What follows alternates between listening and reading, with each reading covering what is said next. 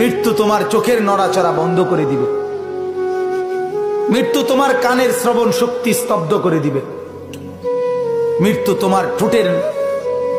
নড়াচড়া বন্ধ করে দিবে, মৃত্যু তোমার জবানের শব্দ উচ্চারণ আওয়াজ বন্ধ করে দিবে, মৃত্যু তোমাকে তোমার কণ্ঠস্বর স্তব্ধ করে দিবে, মৃত্যু তোমার জিহ্বার সব স্বাদ বিনষ্ট করে দিবে। অচিরেই রূহ চলে যাবে,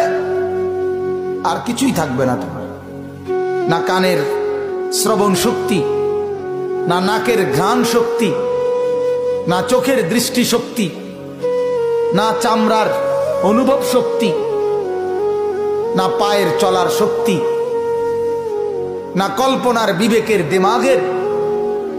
চিন্তা ফিকিরের শক্তি, কিচ্ছু থাকবে না। আল্লাহর নবী এটাই বলছেন, সব কিছু নষ্ট করে দেয়,